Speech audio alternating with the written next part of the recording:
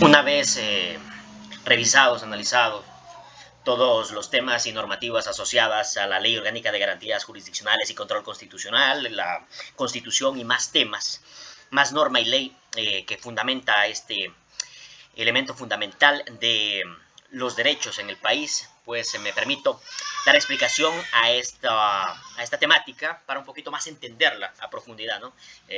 Respecto de una normativa que vela precisamente por la defensa de los derechos fundamentales de los ciudadanos en materia constitucional precisamente. Y partamos primeramente a través de este organizador gráfico explicando en qué consisten.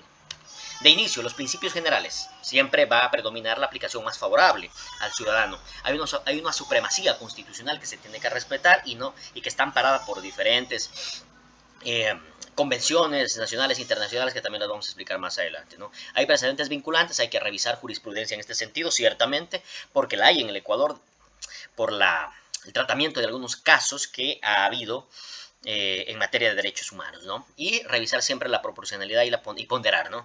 Proporcionalidad, ¿por qué razón? Porque siempre los operadores de justicia van a revisar este tema en función de ser lo más objetivos, justos, legales posibles, ¿no? Y ponderar para sacar un equilibrio y hacer lo posible que la aplicabilidad de la norma tenga mucho valor. Luego viene la aplicación o la consideración de las garantías jurisdiccionales. Esto es fundamental, ¿no?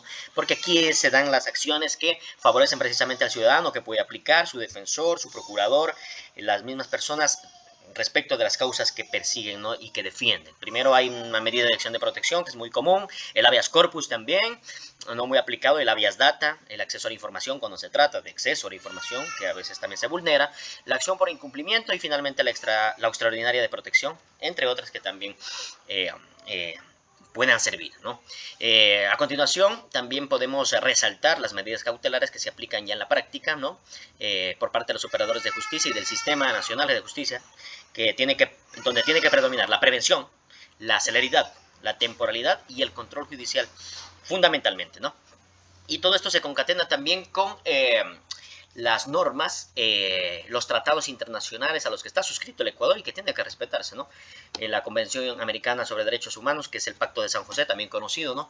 También el Pacto Internacional de Derechos Civiles y Políticos, algo fundamental donde hay que volver a ver también en lo que hay que fundamentarse para poder aplicar precisamente estas garantías constitucionales a los ciudadanos. Y también la Declaración Universal de los Derechos Humanos, fundamental esto, porque todos los días en varios casos se ha debatido, se comenta, ¿no? Esto está a la luz de la opinión pública y hay que mantener pues al respecto esa coherencia también con lo que Ecuador ha suscrito a nivel internacional y que ciertamente amparan pues los derechos de las personas en sus diferentes estratos, ¿no?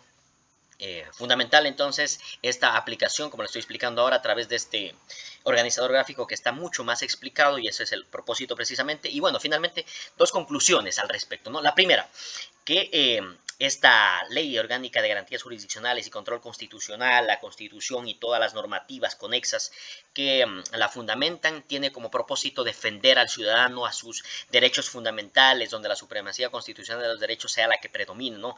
De esto tiene que estar totalmente convencido el sistema jurídico ecuatoriano a través del Estado de Derecho, tiene que fundamentarse principalmente en esta defensa, ¿no? Que tiene que ser el principio básico. Y una segunda conclusión es aquella en la que precisamente los operadores de justicia están llamados a defender, a empoderarse de este tipo de defensa del ciudadano a través de las normativas no aplicables. Son los principales llamados a ponderar y darle valía a estas acciones judiciales que vayan siempre en defensa. Tiene que predominar, como lo dice mismo, gran parte de la normativa ecuatoriana o internacional al respecto. Tiene que predominar la defensa del ciudadano y eso tiene que verse precisamente en los operadores de justicia, en los tribunales y en todo el aparataje judicial, ¿no? Esto también he suscrito algunas referencias en la parte inferior del recuadro gráfico para poder dar cuenta también y referirnos a aquello. Información obtenida de la Asamblea Nacional a través de la Constitución de la República en varios artículos, obviamente, que se ha revisado para poder fundamentar este organizador gráfico.